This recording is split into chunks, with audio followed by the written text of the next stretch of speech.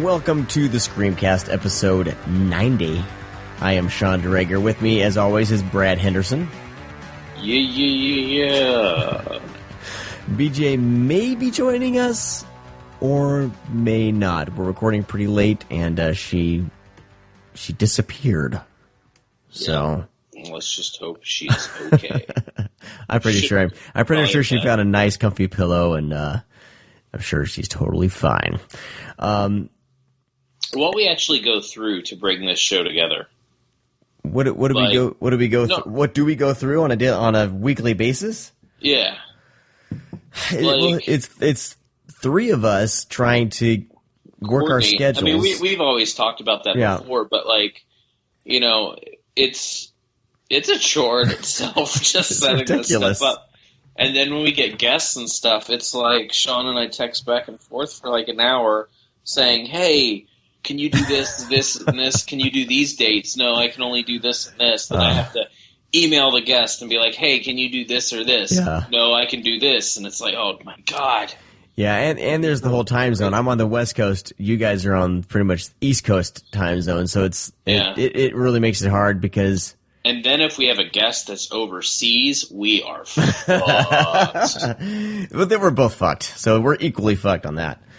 But yeah, it's hey, I think we make it work for what it is. And, hey man, it's a lot of fun. If we were all in the same time zone, it'd be a hell of a lot easier. Because the easiest time for me is either before my kids wake up, which is like at 5 a.m, or after they go to bed. We used to do it really early. Yeah, because that was morning. That was kind of how when I was doing the ScreamCast facts that one day of all the crazy shit. Yeah, that was a good stuff. Has, I mean, if we could go on and on, like I should have kept doing that. Periodically, like every week, do like 10 ScreamCast facts. Yeah. But anyways, if anybody wants to know, the Graydon Clark episode was the episode that I recorded entirely in the bathroom. Was it the Gray? Yeah, that's right, the Graydon Clark. Yeah, man, because I got home and then we sat down and it was like my stomach would just started killing me, and I'm like, oh my God, like I can't obviously reschedule this because we're just about to record. It's Graydon Clark, man. It's like. So I just had that mute button, on standby. God bless that mute button. This is why, because people ask us, why don't you do the podcast live, through, I guess, Periscope or whatever, or Google Hangouts. It's just like, there's so much going on. God bless that mute button. Especially if I'm here, and of course, my 3-year-old has interrupted the show enough. Yeah, it's different. Like if we actually... had maybe a job out of it where we met someplace and we record. I mean, like Killer POV hasn't made. I mean, they all meet, in an office and they have their guests, which is great. I mean, it sounds great. They do a great job. We're not jealous of those bastards. We're not jealous of that at all. But, it's like with us, I mean, we're winging. We wing every episode. We're not. I mean, it's coordinated a tiny bit, but man, we wing the fuck out. But I feel like I operate best in a certain winging concept. Like if it's too scripted. Our best episodes are the ones that are maybe just scheduled like a day out. Yeah. Hey, Sean, tomorrow we're interviewing so-and-so. Can you do that? Who, what, where, when? Yeah, and then we just do it, and it actually ends up working a lot better than when we have something scheduled for like a month and we have questions. Yeah, I'm not a fan of scripts. We do not write down questions, and we usually tell the guest what we're doing right before we record. Yes. Yep. But it always works out. I think it's more comfortable that way, because if you give like the fucking itinerary to somebody, like I don't know, man. Like it's just we're not face to face, so it's a lot harder. Yeah. Especially if we don't meet these people. Again, with like Killer PV is really awesome because they get to meet before, they get to chat. That's really cool. With us, I mean, we've never met these people before. So, I've never met you in person. No, and that's another ScreamCast fact, But I mean, it's usually, fucking Facebook message somebody, get a contact through like an email, He'd be like, "Hey, you want to be on the show? Who is this?" It's like, "Hey, here's like some past episodes of these guests. This is how it rolls." Yeah. Oh, cool, sure. Yep. So, hey, it's worked out so far. We're 10 away from 100, man. That's dude. ridiculous. Next month is our 2-year anniversary. Holy shit! Yeah, next month Which isn't too bad because that means we've only missed 14 episodes. Yeah. Well, actually, no, because when we get, I think February, the end of February was our first episode. Mm-hmm. So that means that we've only missed like under, probably maybe around 10 episodes total. Yeah. We've skipped out on, which is only 10 weeks, which isn't bad. Not bad at all. 2 years and, it's all the shit we got going on. And I think it's fitting. February, we are going to do 4 heavy metal horror episodes, which is kind of fitting because that's kind of how you and I bonded online. I think was when you started posting heavy metal horror stuff. I was like, right on, because I hadn't really, been exposed to heavy metal horror. But dude, I'm a huge 80s metal fan, and it was just like these are movies I couldn't believe were movies that had eluded me. So I had a huge fun time talking about it with you, and you gave me a bunch of pointers and movies to check out, and you got me going down the path of heavy metal horror. So that's kind of how we bonded. We bonded over music as well. Yep. So there we go. Internet's a weird place, everybody. You can bond with a perfect that's how you stranger. Meet a lot of friends. Yeah, I mean, dude, I met BJ on the internet, and then, when I was in Ohio with Janice, I was like, hey, come up to see you because it's only like an hour away from where my, grandparents are. Yep. And that was really cool. And one day, we'll meet too. And someday it will happen. Warm embrace. Oh man, it's gonna be awesome. However, our first episode for heavy metal horror though will be John Michael Thor. Fuck yes. I'm doing heavy metal little things. We will give you an itinerary of what you should be watching before next week's episode later on. We got some stuff to jump into here, but first I wanted to talk about a couple things, Brad. Gareth Evans hasn't really given us anything for a couple years. He's done the Raid Redemption and then the Raid 2, but hasn't really just call it the Raid Redemption. It's written right in front of me. The Raid. I don't know why that Redemption showed up. Marketing bullshit, I guess. But anyway, he unleashed. When they released the sequel, they didn't do that. The Raid 2 Redemption again. I was looking for maybe some kind of subtitle. Yeah, that subtitle makes no goddamn sense at all. But, oh well. Anyway, but he hasn't really given us anything the past couple years, and he, I guess, got bored and decided to do a short samurai action film, action scene, basically. And apparently, based on his Twitter, this was something that he wanted, and it was like an exercise in bloodless action, because I think he's wanting to stretch his legs, and he's known for the super gory stuff, but he was wanting to try to do something. For his kid too, he wanted to do something that his kids could watch. I have a feeling he either has some projects down the line that are to be better marketable, or to be marketed better. The restrictions will be probably PG-13, so I think it's an exercise for that. You never know exactly what they're doing these for, because he's not just doing this just for shits and giggles. There are future projects he is planning for by doing this stuff. I mean, also to see the reception. Totally. I would love to see him do a samurai flick, and I would if it's as tense and awesome. Some people beg to differ, apparently. Of course, those people always show up. But if it says, I thought it was super tense. It was just fantastic choreography. And I didn't care that there wasn't blood splurting, because I was totally invested in what was going on in front of me. And I don't know, man, it was an awesome little exercise that he put out there. And the reception, I think, has been pretty great. But yeah. Well, I think it's kind of the same thing, comparable to even Jason Eisner, who he throws some shorts every once in a while, just out there, and then he has those stunt videos and music videos that he puts out. So he's always working. a completely different caliber of filmmaker. But, it's all preparing for the next thing, and even if he doesn't do a samurai flick, it's all this stuff means something. As a creative person, as somebody who's filming and a filmmaker, you kind of have to do this. You need to keep your tools sharp, and so, yeah, man. I mean, I think we're due for a modern samurai flick myself, because there really hasn't been too much. I mean, that's it's always like some white dude in ninja clothes, Yeah, I know, but we had like samurai. We had 13 Assassins. Yeah, but it's been a while since 13 Assassins. And we had 2000. Well, we had 2013 and 2014. We had Miike's remake of Harakiri, and we had which is really good, and it's bloodless basically, which is kind of neat that they went that route. And then God, what is his other movie that he just did? Shit, I gotta look it up. You talk.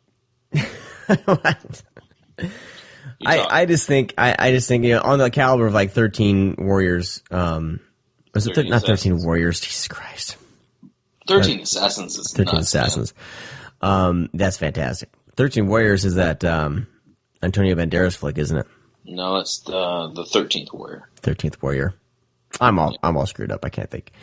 Yeah, I mean, I would love to see. I mean, I just want to see something new from Gareth Evans, and I think he has something up his sleeve. I feel like he's getting ready for something, but we don't know yet exactly. Yeah. I want to move on to other things. Do you have that? Yep. I don't know what I'm talking about, so let's move on. I thought he had something else, but all I'm saying is, man, Theory was 2011. We're due for in the style of like Seven Samurai or anything. I just got a couple Criterion Samurai flicks in the mail. I don't see them right now, but we're due for some modern epic samurai flicks. I think we don't get enough. Then of those. You need to check out Samurai Fiction. Okay. Yeah, Samurai Fiction is probably one of the best modern, and it's black and white too. Black and white samurai flicks. It's a different, it's has some comedy based with it, but it's really, really good. And then they did a spin-off a couple years later called Red Shadow that's based on one of the ninjas that's in the film. It's samurais, but they also have ninjas that roam, that like are in the trees that watch over the samurais and stuff, and then, shoot down poison darts if someone tries to sneak up behind them. And so they did a spin-off of one of those ninjas that's in the film called Red Shadow that's, really fucking funny and good. It's just really... It's really out there, and also if you watch it, you will, or if you look up the cover, you will see where the legendary scene in the House of Blue Leaves in Kill Bill, when everything turns blue, it's an obvious homage, or if you can say rip-off, whatever, obvious homage to Samurai Fiction. It's set in Samurai Fiction, it's red. Huh. Cool. And that's even in the cover of the poster. But anyways, definitely check them out. They're really, really, really good. Very nice. Next thing I want to talk about real quick was John Portanova's Valley of the Sasquatch is being sold overseas. Yeah. They got what was the name of the company that's doing their it's on the tip of my tongue. I had it right here. I thought you just said you made notes and you wrote shit down. I got it right here. Were you lying? No. Oh. Devilworks is a company that is basically, I think, trying to sell it overseas. So I'm not sure what's happening in the States here as far as that film being sold, but they got a new poster. So this Devilworks worked up a new poster, which I think is super strong. I think it works better than the previous poster. And that trailer, man, I think is this the first trailer that we've actually seen? Yeah, I think this is the first trailer release. Badass trailer. What was that?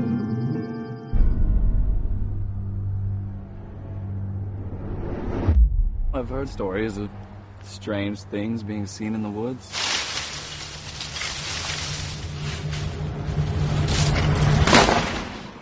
We gotta stay alert tonight. Hey man, it's a good trailer. It's and I guess say I've seen the film. Yeah, I could say that, right? It's been playing festivals, man. Of course you've seen the fucking film. Oh yeah, it's played at festivals. Yeah, I was thinking I don't know why I was thinking that. Well, what I want to know is they do show a lot of Sasquatch in the trailer. You see a good amount of Sasquatch throughout the film. Awesome. That's all I want to know, and that's great because a lot of times we see these trailers, you see them, they spoil the monster, show the monster in the trailer, and then you don't see it. You barely see it throughout the film. Yeah. That's great. But it looks badass. I think I was surprised at how solid it looks. Like the cinematography looks great. The acting. I mean, this is going to be a strong. I think is this John's first feature? Yeah, right? This is his directorial debut. I think it'll be a strong debut for him, man. I'm super excited for it. So. Yeah. Keep this on your radar. It's good too. Yeah, I'm excited to see because, I've always been a Bigfoot fan, and John is like, I think he did his research for this thing. Well, I think he would fuck Bigfoot if he had a chance. But, he's very passionate about like aliens and Bigfoot. He just likes monsters, and he is obsessed with like X-Files and unsolved mysteries. So.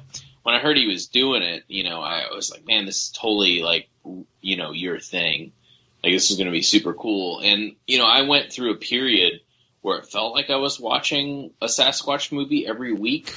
Yeah, they were in the dollar VOD area. Yeah, like I was getting VOD movie. I was getting stuff in the mail, and I was like, what the fuck? And like, I felt like I watched like 6 or 7 Bigfoot movies like last year.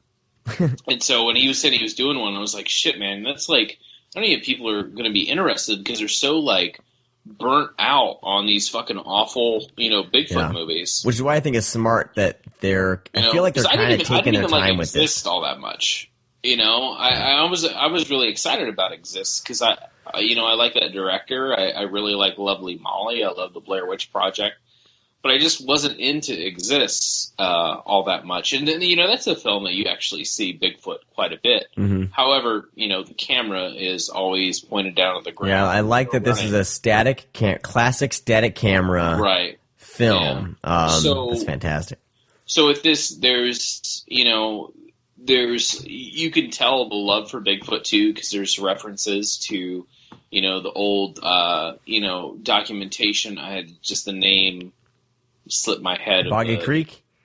No. Well, I mean, I don't know if there's reference to Boggy Creek, but there's multiple references to, man, the guy that fucking captured Bigfoot, like the best video of Bigfoot. Right. God, what the fuck is that? But anyways, it escapes me. For now. But he just you could tell like how passionate he is, and I don't know. It's just really cool to see someone that can make something that they love. Kind of in that sense of I almost said extraterrestrial, but unless you're talking about Bigfoot Lost Coast tapes, Bigfoot aliens blended together.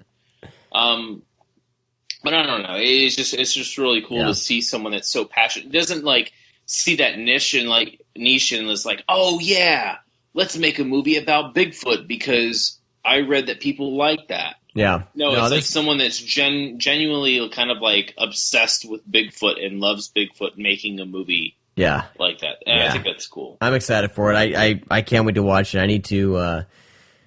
I would love to hear at least get a release date set, and actually know when to expect it. But I'm glad. I feel like they're doing it right. They're taking their time. It's gone to so many festivals, and it's gotten so much acclaim from all these festivals, and it's just been really cool to kind of track this film because we've known about it for a couple years now. And it's just awesome seeing the fruition. And like I said, like that was the first footage that I had seen. And I'm really fucking impressed, man. Like, I'm really excited for this now. Because at first, you kind of know someone who's doing a film, and you hope that it looks good. And there's always that moment that sometimes, if if you know somebody who's making a film that maybe doesn't look as good and you're just trying to be supportive, like, I'm generally straight up excited for this flick, and I'm going to pimp the shit out of it. So yeah, and we'll keep talking about it because, I mean, talking about a film that doesn't, even have a word of distribution yet, people are going to forget about it. Yeah. But we'll keep talking about it. I mean, John's been on the show twice. I'm sure we'll have him on again at some point, promoting the film when it's when it's available. When we get it, that's the name. The Patterson video. Okay. Yeah. It's like yeah. Old, like grainy, 8mm footage that he filmed in the woods. There's a couple references to that, which is pretty cool. Great. All right, and finally, before we get to what's on your doorstep here, the X-Files is back, man. Did you catch any X-Files episodes yet?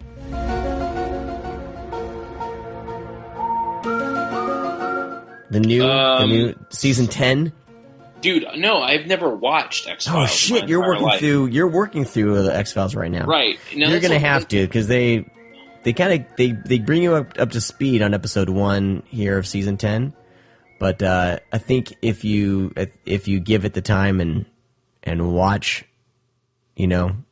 all 9 seasons.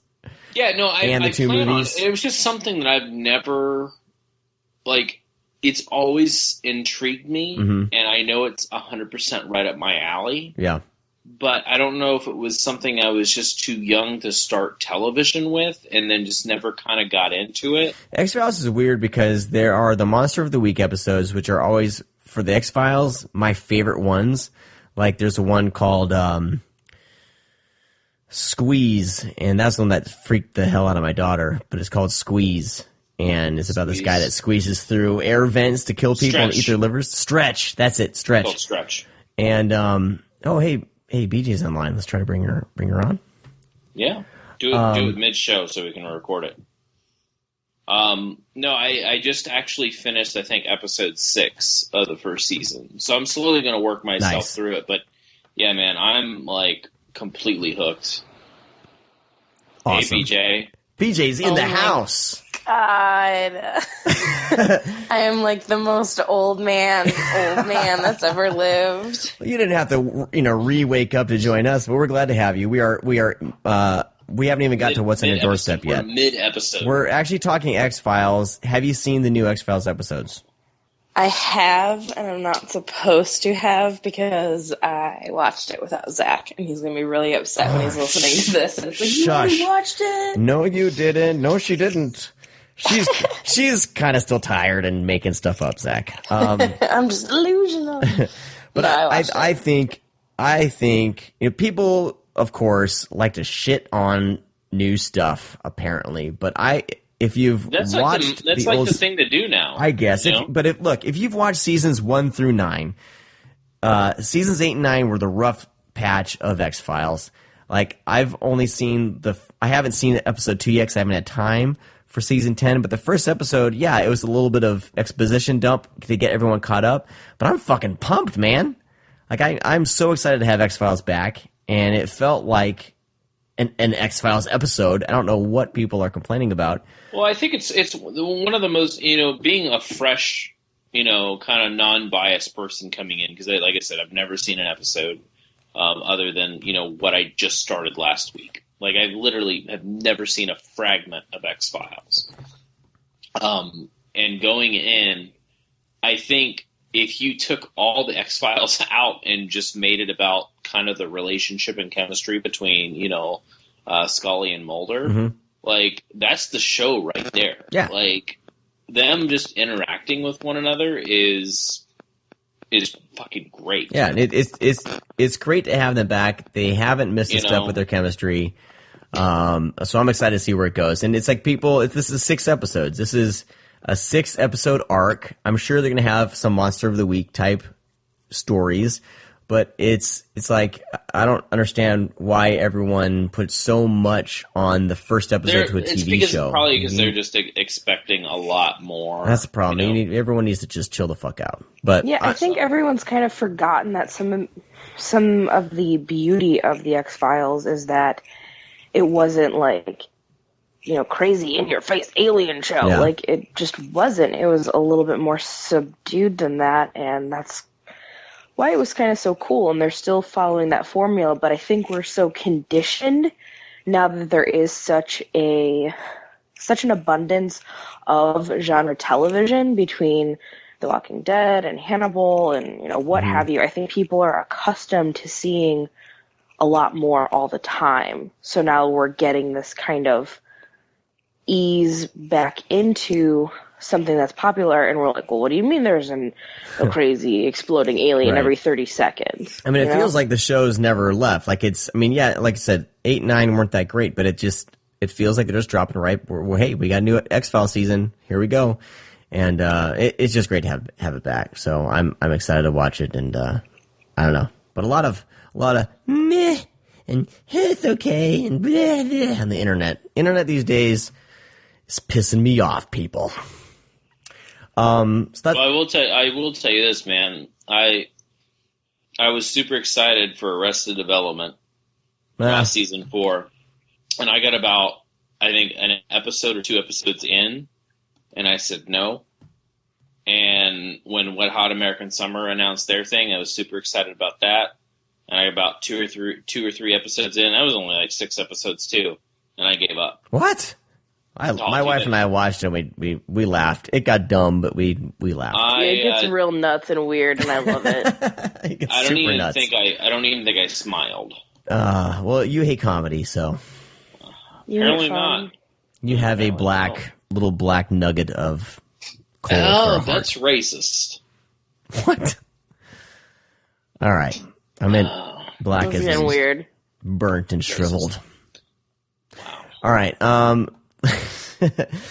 Real quick, I'm going to put this in the show notes, but there's an app called Jogg, Jogg, and I put a video thing up that it's a cool little app, or you can use the website where someone places a video question out, and you guys can reply by clicking reply. You have to sign up for an account, but you can a video reply back, and I put one up there. It'll be in the show notes. For next week's show, as we dive into heavy metal horror, we want to know what your guys' favorite heavy metal horror flick is, and briefly why, like a sentence, why it's your favorite. And it would be fun to have a collection of those, kind of play on the this first heavy metal horror episode. So check that out, leave some video replies, and it could be fun. I like this is kind of a cool little tool that I hope will enhance the show. So we'll see how it goes. It could bomb, but that's out there. The show. We are going to be talking about of Unknown Origin and Dominion today, because we didn't get to those last week because we ran out of time. So we'll get to those in just a minute. But first, let's jump into what's on our doorstep. Holy cow! I almost forgot. We'll get the door. Pizza.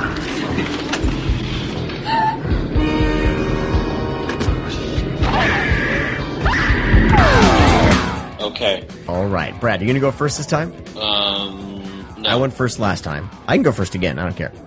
I can go first because I have nothing.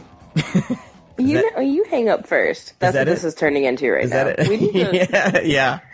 We need to draw names out of a hat before we record. All right. How about out of Fedora? All right. Yeah. Shut up. Fuck you, Brad. I'll go ahead and go. Is it BJ? You have nothing? I have 2 of them. 2. Okay. Let's go. Let's hear them. Wait. What is the rubbing sound? I'm hearing something. The rubbing sound. BJ's rubbing the microphone against her mouth. I'm not. Oh. Okay. You would know. No, I don't know what sound you're hearing. But regardless, I only have 2. You're both perverted. I should have stayed asleep.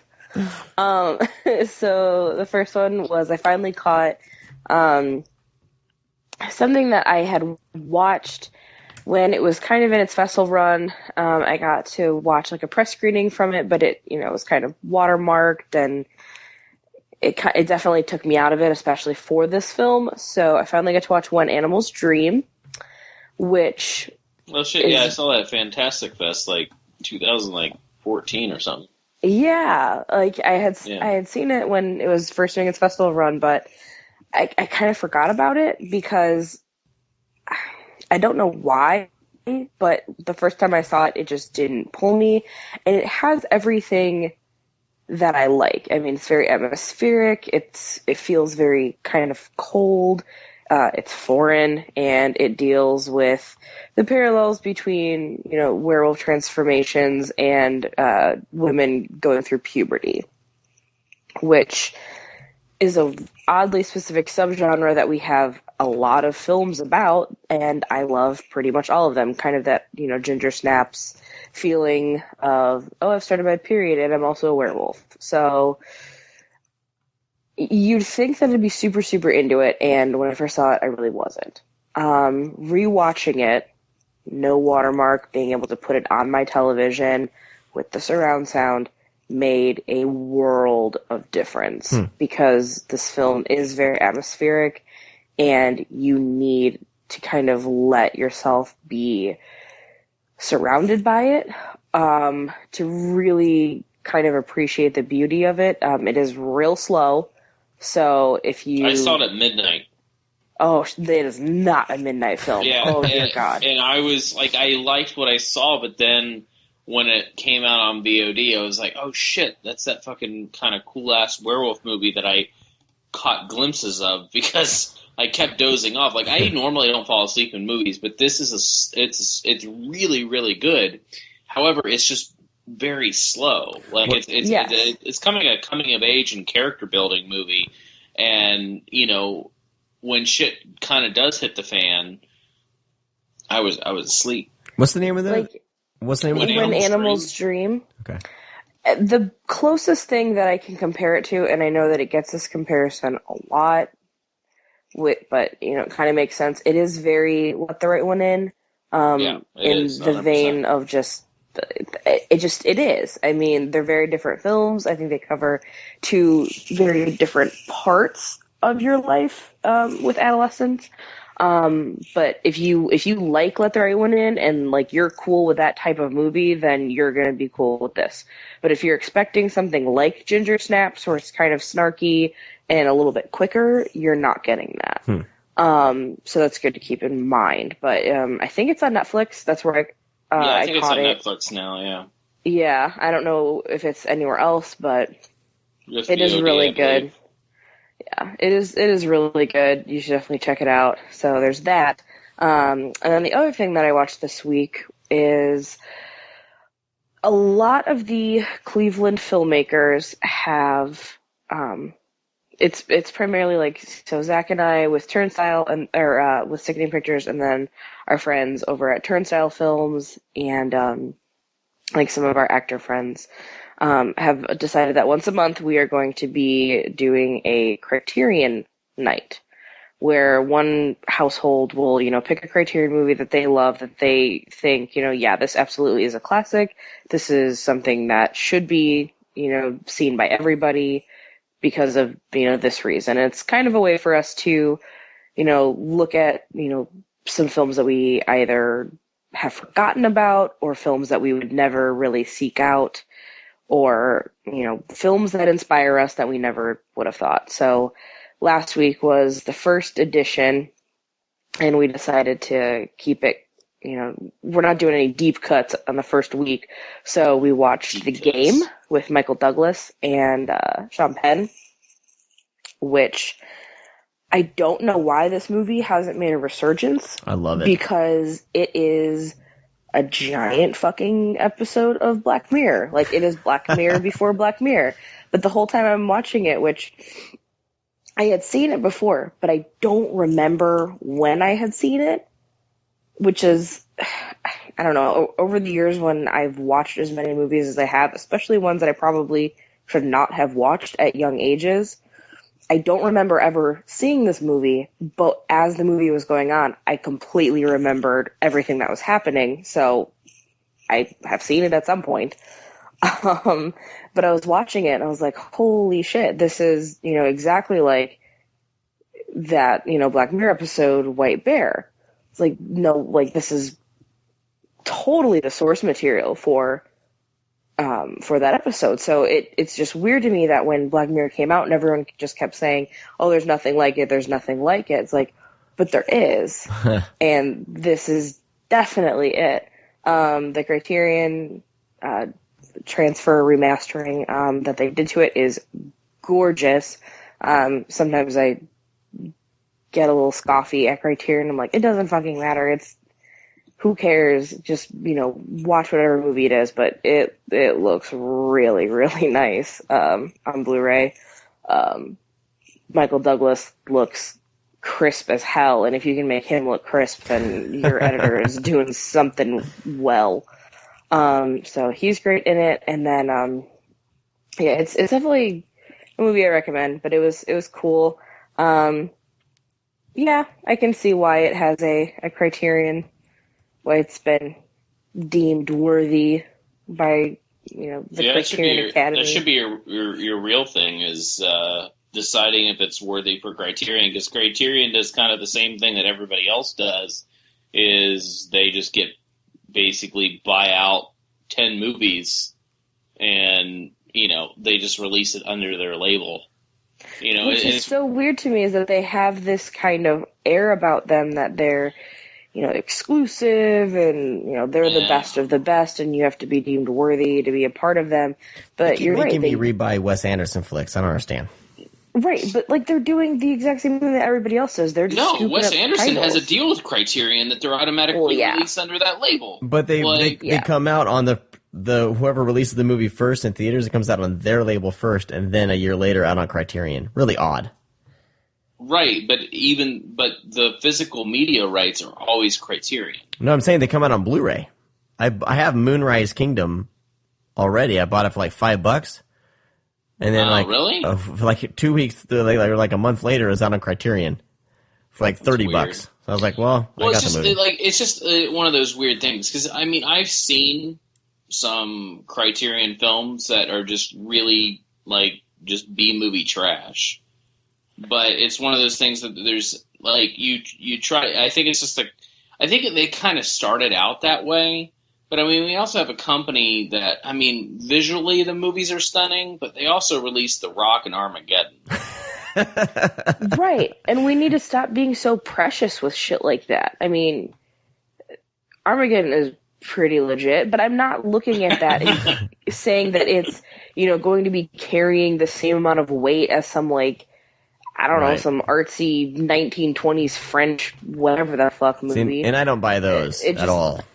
Right, but you're not the audience for that. That's totally fine. I'll watch it once and fall asleep. But you don't have to be the audience for that. But I'm just kind of sick of that entitled mentality of no, if Criterion didn't release it, it can't be any good. I'm like, eat a dick, man. If it's a good movie, it's a good movie. It doesn't matter who released it. There's this misconception that everything that they release is the best of the best, and it's not. It's just a fucking ordinary movie. If you took some of the Arrow titles and you put them under Criterion, then they would be worshiping and praising them, and it's no, it's the same fucking movie. It's just one label got it before the other. Yeah, I want to see a Criterion. Exactly. I want to see a Criterion presentation of Caligula. That's what I want to see. Yeah, if they released Caligula, or they released, what was that one, the Dr. Jekyll and Mrs. Osborne, or, the Grand Buffet, or Cemetery Without Crosses. If they released any of those, or Day of Anger, they released any of those, it would be put on a higher pedestal, and that's not how it is. It's just another label. It's just they kind of curate theirs a little bit more. Yeah. They do some really good restoration. They keep everything very... Yeah, they do a great job. Their final product is amazing. Yeah. But the selection process isn't some crazy... there's no fucking crazy prestigious academy for Criterion that people seem to think that there is. It's just a fucking company acquiring the titles they want. They're wheeling and dealing just like all the other companies. I guarantee you they're bidding on all the same movies that all these other ones are, and especially some of these horror titles. And I always get excited when they finally get a horror title every now and then. So yeah, I don't know. Yeah, I think buy the movies you like. You know what I mean? There's a whole bunch of stuff on Criterion that I don't buy because I'm like, I would never watch that. For a while I almost got sucked in though. I almost did. What's one that you bought? Dude, I don't know. They're all. I have a whole Criterion stack in the other room. I haven't even looked at it. There's a handful in there that are. I'm like, I want to watch, but I need to be in the right mood to watch some, French new wave, whatever. Truth. Yeah, that was someday I'll my get to 'em. doorstep. Cool. So I will rattle through mine. I got to the movie Everest, which I was kind of hoping would be, a little more, I guess, exciting than what actually it was. It turns out when you're freezing, you can't do a whole hell of a lot. So when all the shit goes down, which is pretty intense when things go down, and I kind of respect it for that. And it's almost like maybe I haven't seen The Revenant, but everyone's complaining that all Leonardo DiCaprio does is crawl through the snow and everything. If you're in sub-zero weather, you can't fucking move. So you end up crawling and moaning, and that's all you can do, or just laying there and hoping you survive.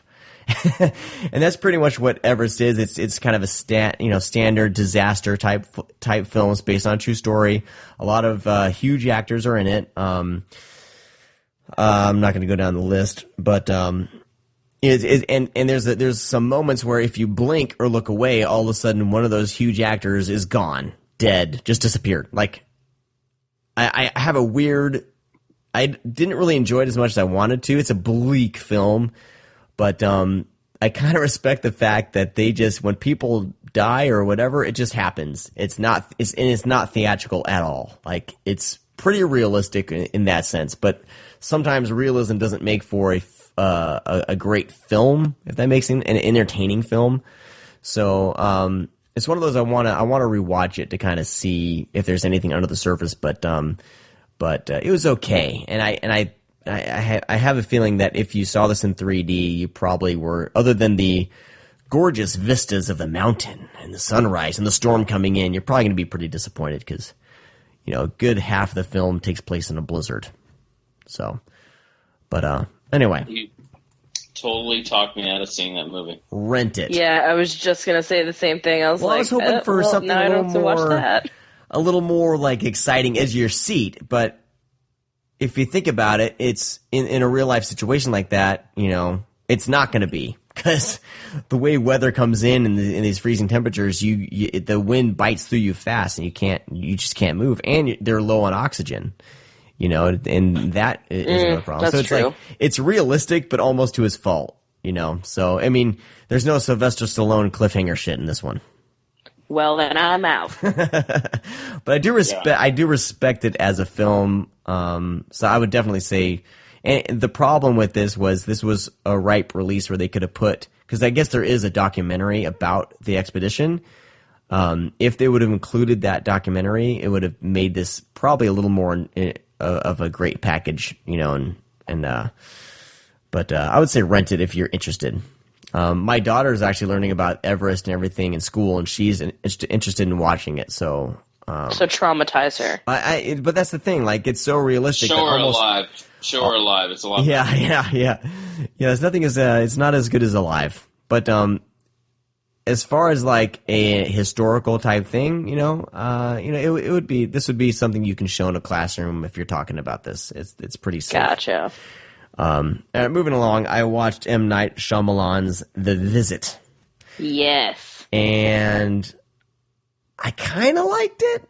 I love. It's okay to like it. Don't feel shame. I love the twists and turns. And Brad said he saw the twist coming a mile away. I had totally forgot about any twist. Like, it's not necessarily, I guess, kind of his twist, but there's a surprise. And it actually I was like, oh shit, when when it happened. So, but I have a problem getting into the whole we're doing a documentary thing, especially with kids, because I'm like, there's no way this kid is, put this all together after the after all this shit went down. There's no way she edited it down into an entertaining documentary. Oh God, but it's not that. There's no editing. There's no putting a thing together. They're not finding anything. It's not presented with credits. Right. You're seeing as it actually happens. Okay. Through there, because right, kind of like Chronicle, right? Chronicle did the same type of thing. Yeah, I mean, they're not exactly finding the footage from all those cameras or piecing it together. The cops aren't piecing footage together, unless it's actually stated this video was recovered. No, it's just a catalyst to actually tell like a story. It's just a different method of storytelling. Yeah. At this point, but for what it was, once I got past that, I mean, I had to kind of force myself to get past that. But once I did, I mean, I think this is a return to form for M. Night Shyamalan. I mean, he's one of those directors that I've always kind of been rooting for and hoping he gets back to doing something at least that will kind of give me some goosebumps and shivers. And you know, there's some scenes in this, man, that, you know, I was kind of closing my eyes and, you know, clenching my fist together. And I know for a fact, butt cheeks were clenched too, that if my kids watched this, they would definitely get scared shitless in some moments. And I know that as far as like transitional horror goes, I think this is going to be one of those films that they watch because their generation is used to talking to a video camera, watching other people talk to them at a video camera. They're in this YouTube generation. And because my son walked in as I was watching and he was like, "Oh, what are you watching?" And then he saw it was kind of maybe going to be scary and he kind of darted out of the room. But he saw that kids were making a film and that attracted him to it. So I think this movie's going to hold up. I think especially for the younger generation, it's going to really, I think, get a lot of kids into horror. And, you know, scary grandparents, man.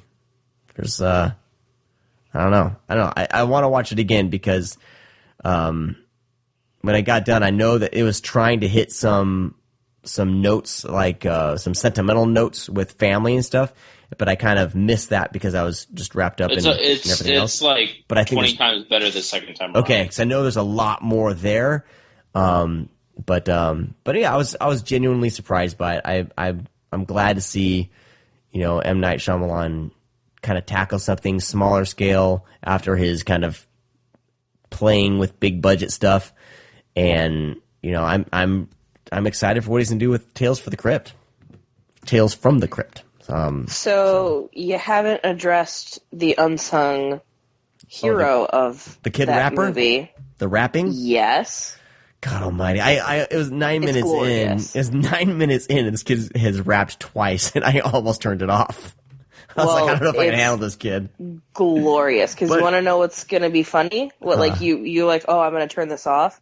What's up, Noah, in like 7 years? Because that's every single kid. Totally, that I know, and you're right. I know. You're totally right. So better get used to it and learn to embrace that shit. I wasn't awkward and dumb at that age at all. Pfft. No way. I still am. Jenkos. All right.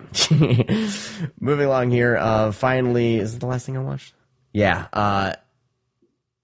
Henry Rollins, He Never Died.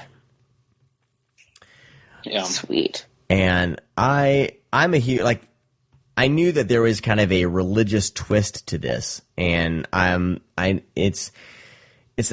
think it's any spoiler that who he is, right? Because there's basically, what intrigued me about this film was there is this Jewish mythology about Cain, when he was the first murderer, right, in the Old Testament, or in the Jewish tradition, the Torah.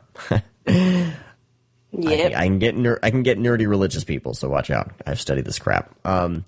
So he was the first murderer, and for him killing his brother Abel, God cursed him to walk the earth until for basically forever.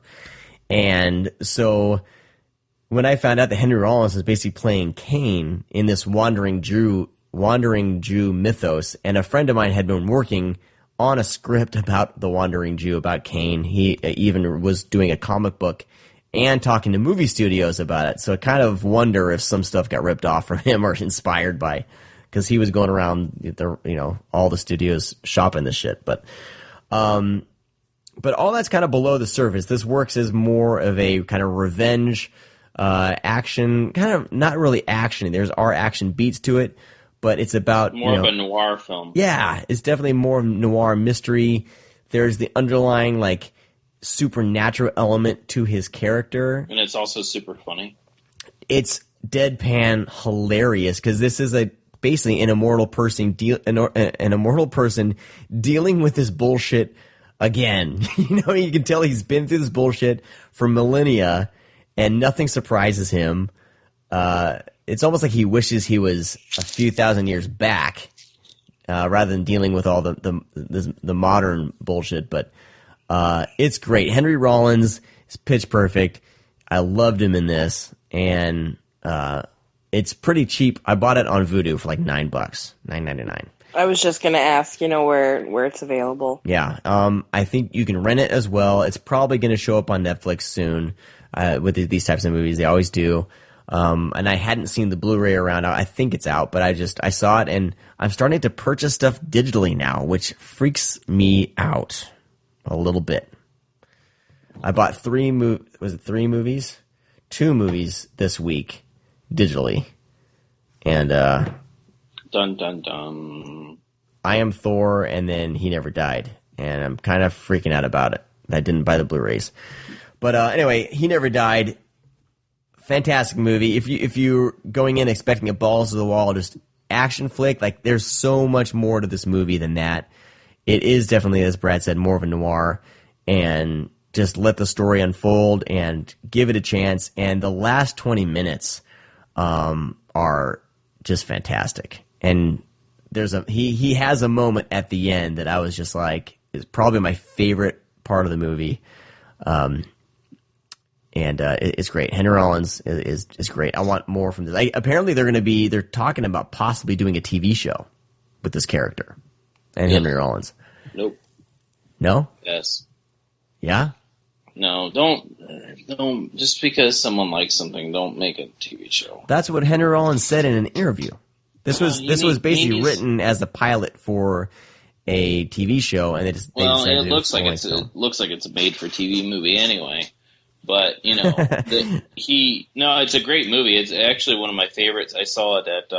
It's very low key. It's not like they really relied on a lot of cinematography. It's very. I can see that. It's very static.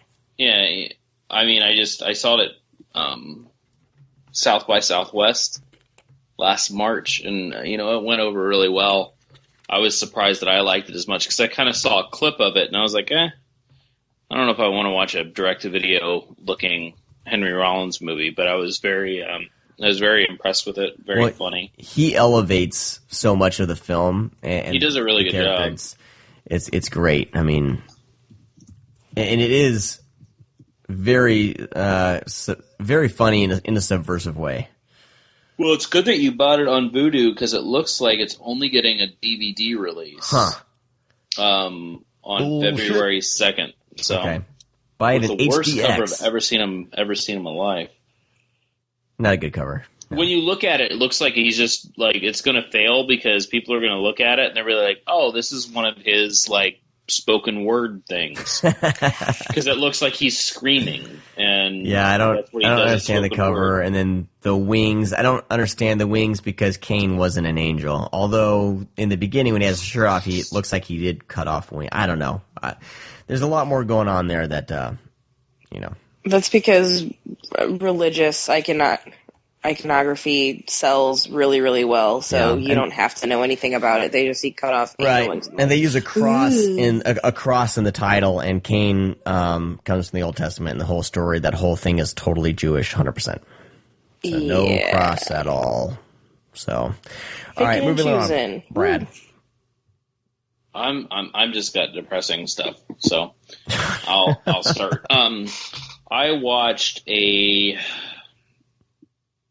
not a very good movie.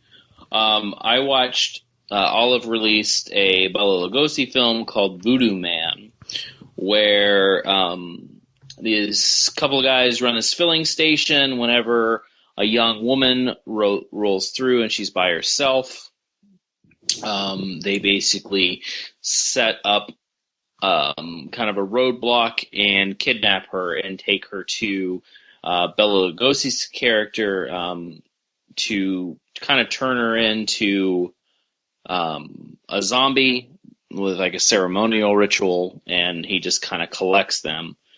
Of course, there is a screenwriter who's going to be writing a story about I'm not going to kind of go into detail about that because it spoils a little bit. He's going to write a story about something, and his girlfriend is actually his girlfriend's sister gets actually kidnapped, and the hunt goes on.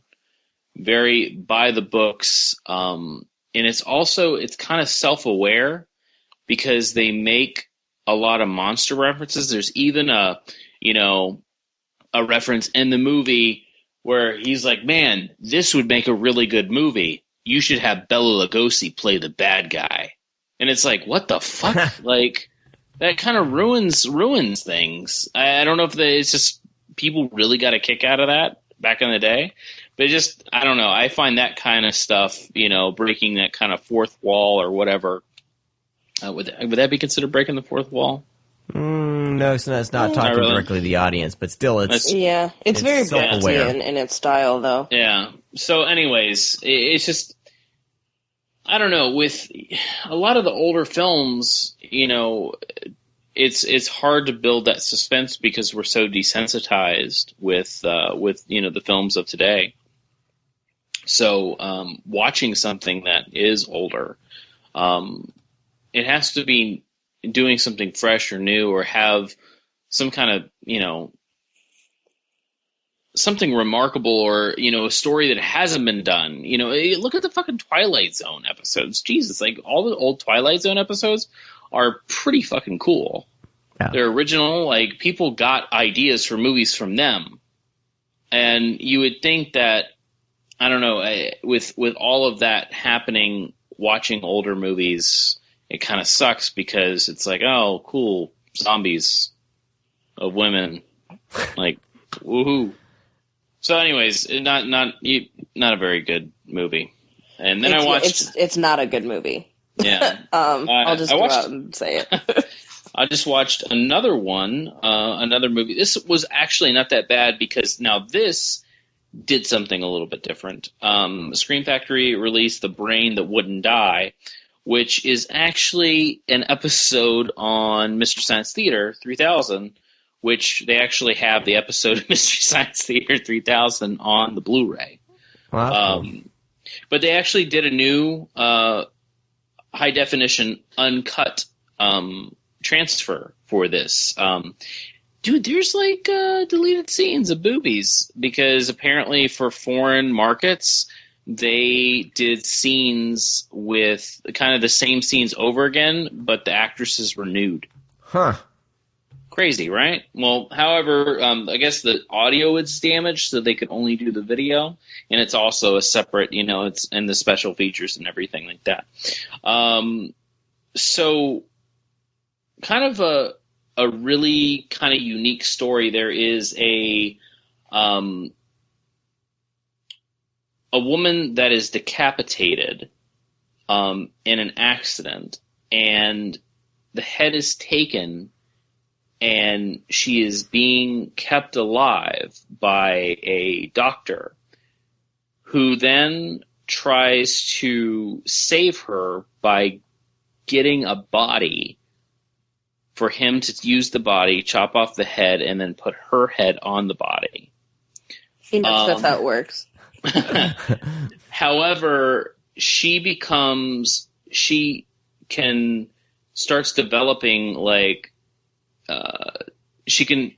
there's like this mutated monster that actually lives in kind of the house where they are, and since she can't move, of course, she's just a head in a pan. She develops kind of this relationship with this mutant, and the story kind of goes from there. It's kind of batshit crazy. Like, I understand why it's a Mystery Science Theater 3000 because it's really fucking nuts. However, this is something that was, an older film, and this is like in the 60s, but completely like off the wall. And that's the cool thing. And one thing I never really liked about Mystery Science, or whatever the fuck it's called, Mystery Science Theater 3000, is that they were making fun of the movies that were really trying to do something new and creative versus kind of like the really run-of-the-mill, by-the-book, black and white 70s movies that were, really try and like turn it out and say, look, we're just going to do something fucking crazy. Like, these people obviously might have been on drugs making this movie. And I don't know, I kind of respect that. So watching it, you're not bored at all. You just can't believe what you're actually seeing. Is the movie good? Not really necessarily, but, you know, it's enjoyable to watch something this crazy from the 60s. Because if this came out today, we would be all over it. Be like, holy shit, this movie's fucking insane. But I don't know, with movies from the 40s, 50s, and 60s that did that, we just kind of shrug and be like, oh, you know, those are goofy black and white movies. I think it's kind of unfair. I don't know. That's just my opinion. You guys aren't saying anything, so fuck you guys. Listen. Nice. Next up, I watched a movie called War Pigs. It is, on the cover, it's Luke Goss, Dolph Lundgren, Chuck Liddell, Mickey Rourke. However, Lord. These guys really aren't in the... I mean, Dolph Lundgren and Luke Goss are in the film quite a bit. But kind of, this is, hey, what if we kind of made the Sons of the Expendables movie? That's what it feels like. They just took a bunch of young kids. Noah Segan is one of the young kids. And they call themselves War Pigs because they like getting dirty. That's a quote in the movie. And basically Dolph Lundgren and Luke Goss train these kids to be, you know, better soldiers. That's pretty much it. It tries to do this Expendables thing. Like, because you have, like, Mickey Rourke coming in and organize and be like, hey, man, dude, Mickey Rourke looks awful. Dude, he was in that one movie I talked about. Oh, crap. He didn't show up till, like, the last 10 minutes, and he's on the cover. Blunt Force Trauma. He looks so bad. Because he was just in Iron Man, whatever, 100, Iron Man 2. Part 7. Yeah, but afterwards he got some work done or something. Well, that's what I'm saying. Like, he looked good for Mickey Rourke. I mean, because he had the drug thing, and I feel bad for him because he was always I thought he was a great actor. He's amazing in The Wrestler. Yeah, that's Incredible. what I'm saying. Like, he had this comeback. He was this really good actor, 80s and, the 90s, and he kind of dropped out because, of course, everything that he was going through. But I don't know. Like, I honestly did not know it was him when he showed up on screen for a second. And I looked and I was like, holy shit, that's Mickey Rourke. But, like, they do that intro with kind of the bigger, fucking Luke Goss was in, like, a Death Race movie. Chuck Liddell was, I think, Death in Race Expendables. Yeah, Chuck Liddell was in Expendables, right? Oh, I don't fucking know. In the first one? Whatever. I don't know. But it tries to set up that Expendables thing, but then they hand it off to a bunch of young kids, and the only notable one that I knew was Noah Segan, but even the general public's not going to know who Noah Segan is. Yeah, he's that guy from Looper to the general public. Yeah, if they remember that, So yeah, you're absolutely right. And it was just like one of those things where they should have switched it around. They should have been like, these young kids aren't going to do this job. We got to go get these old dumb guys to do it. And then Battleship? Well, actually, Expendables, you would have like kind of this, it's like a knockoff Expendables, but they literally are expendable because no one cares. Do you remember what we were talking about on Twitter about being sprayed with the milk of a cash cow? That's what you watched. Well, I'm about to talk about that movie that I saw 4 trailers of shark movies. Oh, God. I watched Jared Cohn's Little Dead Rotting Hood. That sounds terrible, and I have no interest. Man. Starring Ouija's Bianca Santos. Okay. Bianca Santos. Like they literally, they put, like, I was thinking about it today because I saw the cover and I was like, Ouija, like, what the fuck? What movie is that? And I was like, oh shit. And I'll shit you not, I was looking through Vudu and I have Ouija on Vudu, and Willow goes, let's watch that. I said, I think we watched it. She goes, oh yeah. Did we? And I was like, that's sad. When you watch a movie and you have no recollection of anything that happened in the movie whatsoever. Like, I can't tell you one thing that happened in that movie other than Morgan Peter Brown is kind of like a counselor in it. That's it. And I think that there's some real whiny white people problems in that movie that you are missing out on. So, anyways, Jared Cohn, if you don't know, he is Asylum's man for knockoffs. He made Atlantic Rim when Pacific Rim came out. He's made like a couple, other knockoffs movies. You might, if you really follow us on Twitter, you would know he's the guy that was the actual, quote, director of Granny that Stephen C. Miller directed, that Jamie Kennedy did a Kickstarter for, took Stephen C. Miller's name off of the short and basically said Jared Cohn directed this short. Wow. And then Stephen C. Miller jumped in, and it was really, really funny how it all unfolded. Tweet with me like a man. Good times, guys. Text me like a man. Jamie Kennedy said to Stephen C. Miller, text me like a man. And then he called me a troll and told me to fuck off. Jamie Kennedy, that Good is. times, Classy. guys. Classy. So Twitter. I really wanted to see this movie because I don't know. Because if you look at the back of this looks like a sci-fi movie because of the glow. What's this bullshit called? It's called Little Dead Rotting Hood. Oh, dear God. And it's funny because I read the back, and it's like an epic action thriller in vein of Underworld and Resident Evil. But there's no quote from anybody at the bottom. So Asylum made this up. I even searched for that quote. Oh, it's made up to a quote. Somebody in the office just said that. Yeah, it's like a cross between Underworld and whatever. All I have a feeling is that a bunch of bros run Asylum. It's just a bunch of probably. It's just a bunch of bro dudes be like, fuck San Andreas. Let's make San Andreas quake, bitch. You know that movie about those robots, Pacific Rim? We're gonna put that shit in Atlantic, and it's gonna be Atlantic Rim. It's gonna fight in the ocean. I think that it's all the dudes who try to come up with like the porn titles of their favorite movies, but then instead of making like the porn parody, they just make an actual parody and try to pass it off as a real movie.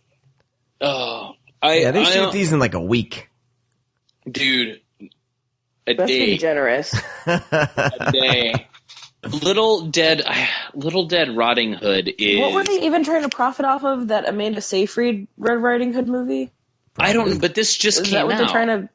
But this just came out. Usually their movies hit the shelf before the other ones come out in theaters. They're just going after the Walmart crowd. Yeah, because people are like, wait a second. I saw the trailer of this on TV. Let's get Atlantic Rim. And it's people are stupid. That's like why the Ouija experiment went crazy on Netflix, because people are dumb. Oh, yeah. It reminds me of that Eddie Murphy skit in Raw when he's little and he wants to have a McDonald's hamburger. Oh, and his mom has to make it for him. And his mom said, no, I'll make him a sandwich just like McDonald's. She's like, don't even have Asylum's a bun. the soggy red ketchup bread of cinema. Is that what you're trying to say? So they just get the bread instead of the bun. They put onions. McDonald's don't put onions in their hamburgers. Well, this ain't McDonald's. This is my hamburger. That's what it feels like. It feels. This is the best comparison with the Asylum. And it's like I feel like that would be at the store. Like, you would take a little kid to the store, like, on the way there, it's like, Mom, I want to see Pacific Rim. No, it's going to cost $30. Let's get this for $5. It's Atlantic Rim. It's the same fucking movie. Dude, I've been in a We're video going to get store. Transmorphers from Redbox. Don't you want that? We're not going to spend $50 for Transformers. God. We're getting Transformers. It's the same thing. I've actually been back in the rental days when you actually would go to a store to rent movies. I remember being in the store, hearing these types of conversations with the parents and their kids, and I vowed I would never be that parent. Good, because it's really, really ridiculous of kind of how this all unfolds, and I still do not understand it. I mean, Dude, they even did that knockoff of that Darren Lynn Bousman movie, didn't they? No, the 13, 13, 13, or 11, 11, 11, or whatever the fuck it was. Yeah. I want to say they cranked out a couple of them. Like, they put out a couple that had the matching dates. It's the same director, Jared Cohn. Yeah. Because he did 12, 12, 12 and 13, 13, 13. Well, my question is, how do they get away with this when, you know, John Carpenter's winning lawsuits over Lockout, which, you know, is just far enough away that it's maybe not Escape from New York, but just close enough to where it totally is, and that's why they lost that lawsuit. But then things like the Asylum completely exist. Like, where does the Fair Trade or Parody Act, like, where are those limitations? Because if I was Transformers, when Transmorphers came out, I'd be like, all right, you can suck my dick. I'm suing you for everything you're worth. All right, I just want to go through a couple of these real quick just to make you all laugh. Oh my god, okay. All right, so when we had snakes on a plane, they had snakes on a train. When we had the Da Vinci Code, they had the Da Vinci Treasure. We had A Stranger Calls, they had When a Killer Calls. Like, what the fuck? They did like a mock of a remake? Dude. That's some next level shit. Yeah, I know. World Trade Center movie. They did a World Trade Center movie called the 9/11 Commission Report. Straight up. That's the 9/11 Commission Report. And of course we know Transformers, but I think one of the other ones is Alien vs. Predator, AVP. They did AVH, Alien vs. Hunter. Oh my god. But like you could just go down and you could see, like, it's even like the worst, like Cloverfield, they had Monster. Yeah. Like like, what the fuck? This is some off-brand Aldi cereal bullshit. This is not Cheerios, Mom. This is Toasted Oats. But the thing is they really hit it big with Sharknado. Oh, fuck. And these guys are making who knows how much. This is depressing me all of a sudden. You know? I'm all of a sudden insanely depressed. Like, what the fuck are we, like, like, it's like everybody's, like, in the wrong business because this is the cash cow, you know? We got YouTubers making money.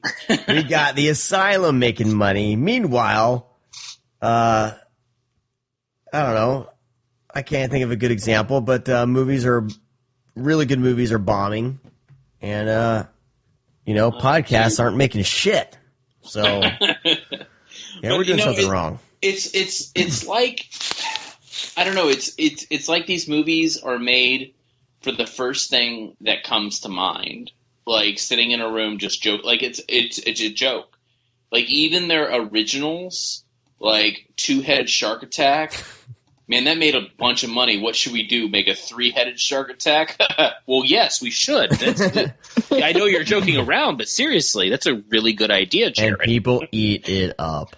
I think what's so frustrating is that the Asylum is kind of taking that Roger Corman mentality of we have like a title and a poster before we have anything else, which to some extent I admire. But if it was all original content, I would be so much more behind it.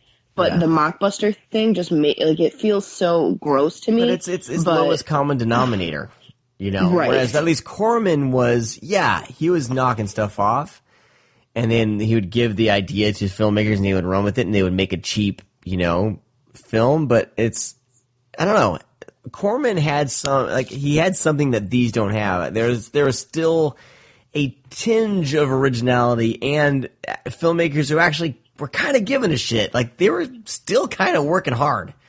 Because there wasn't a sense of, like, hey, we're going into this knowing completely we're about to fuck you over. Mm-hmm. Whereas, like, Asylum films, I watch them and I'm like, every single person involved in this is laughing at me right now and is like, you fucking idiot. You gave me your $12 for this piece of shit. You're an idiot.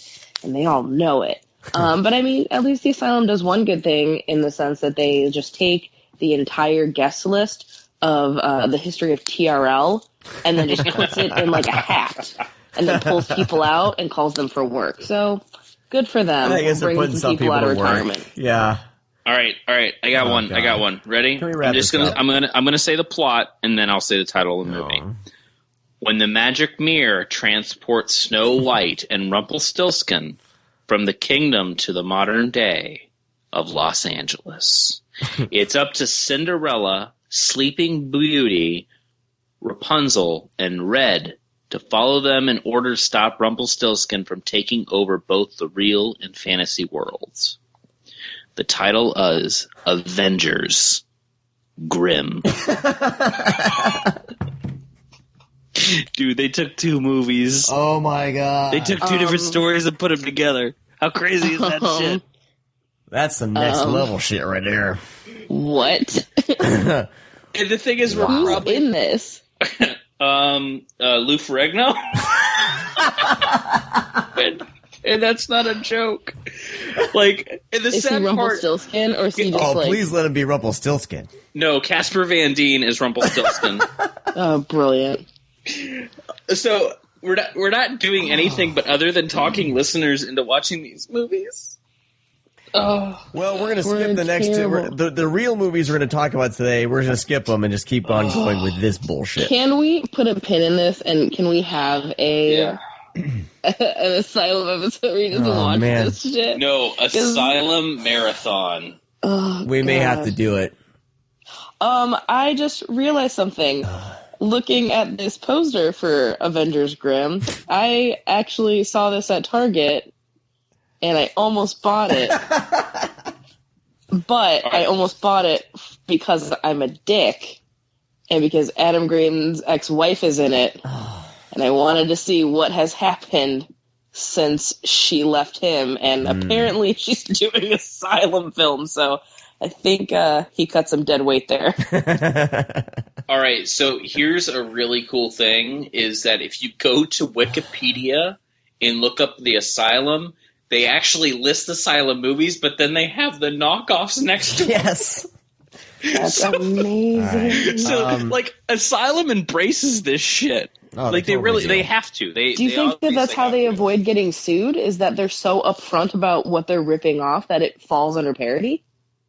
It's got to be. They've found some loophole where they totally, yeah. Yep.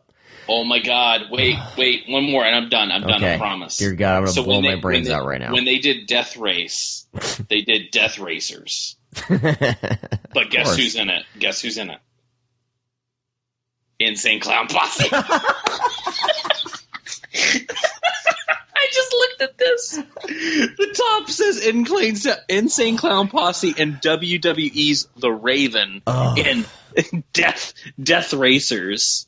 God damn it, now I have to watch this. Uncut. This is going to be a train. Uncensored, and unbelievable. Oh, man. Wow. Can I get that tattooed on myself somewhere? Like, I want that to be the tagline for me as a person. Next year, what is that little Hatchet Man? From that's his name. Is it Hatchet Man? Yeah. I used to have, until my phone decided, like, LOL, you don't have any space. I would take pictures of juggalos out in the wild and then just keep them. Because, like, it's so funny. Like, you see, like, the Hatchet Man, like, license plate, or, like, the nice family that's, like, out trying to have a nice meal, and, like, their son is, like, all juggaloed out, and their parents just have this look of disdain on their faces of, like, please be a fucking face. Please be a fucking face. Right. I said I was done. Wow. Are you done? I said I was done. However, we're still on Death Racers. The best part is Insane Clown Posse plays themselves because of their violent form of hip-hop was attributed to indirectly influencing multiple murders and acts of terrorism and a school massacre.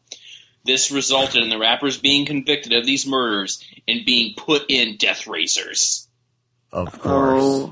They're playing themselves. Yeah. So my review of Little Dead Riding Hood, I don't have one. Just watch the Asylum movies.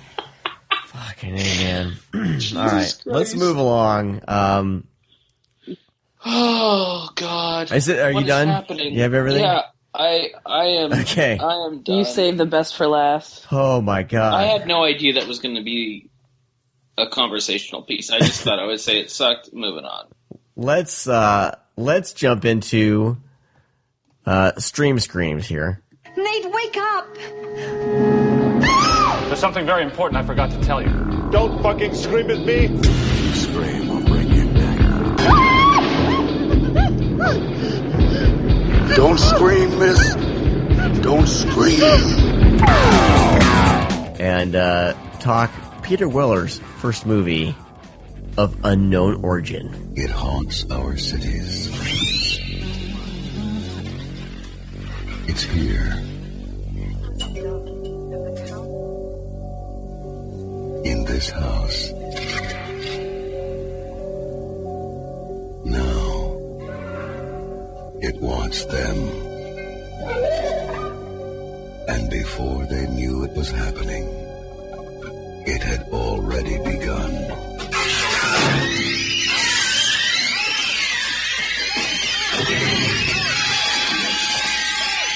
If it doesn't kill them, it will scare them to death.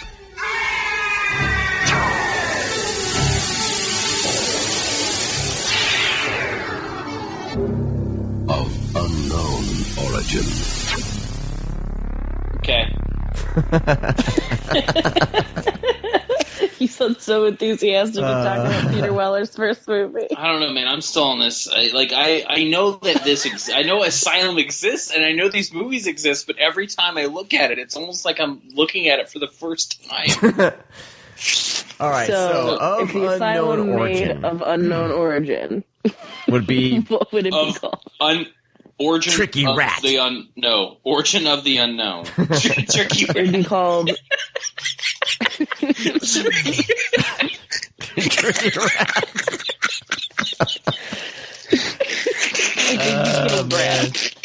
I think you killed him.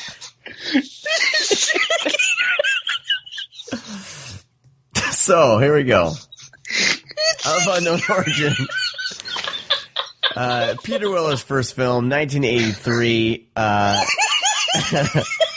George Cosmatos. Cosmatos. I apologize. You can't read. Is this considered Canuxploitation? Was this was filmed in Montreal? I don't. Is this on the Canuxploitation.com list? I'm not sure. I'd have to ask Paul. Well, it should be, because it's filmed on location in Montreal, Quebec, subbing itself for New York City. Hey, I would say that could be considered Canuxploitation. I think so. Peter Weller plays a businessman. He's in the, I don't know, is he real estate or some shit? I don't know. But his wife and kid go out of town, and there's something in the house causing havoc. It's a tricky rat, guys. It's a rat. Tricky rat. And he basically goes to war with the rat while having a big project due. Man, you're totally underselling this movie. Yeah, absolutely. I'm trying not to give any spoilers yet. No. Okay. Of unknown origin, tricky rat. No, what's cool about this movie is that of unknown origin is you look at it on the outside of seeing, it's a movie about a guy who faces off a rat. But, dude, this is like a psychological breakdown of a person. Yes, totally. You literally get to see, and Peter Weller really does a great job of being, hey, I'm this nice family man because I am fucking married to Shannon Tweed. How cool is that? And, she goes away, and then, what? You talking about Shannon Tweed? Oh, man, she's a fox. She's a stone cold fox. Yeah, she fine as hell. She's so good looking. It's ridiculous. So anyways, and he slowly breaks down over something that's just so small, but he can't control. Mm-hmm. And, it's a story of a psychological breakdown and also obsession, because he becomes obsessed with trying to catch this rat himself.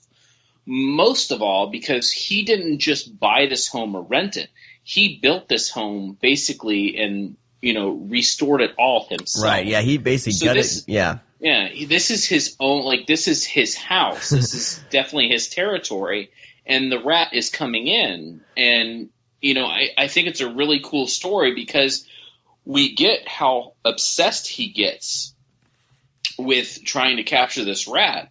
But at the same time, we're kind of getting this, cat and mouse, but it was fucking tricky rats in the house eat up shit. And then it's almost to the point, and there are some goofy points, but through the film, but I really like how the rat starts to just fuck with him. Yeah, totally. Like, the rat knows what's up.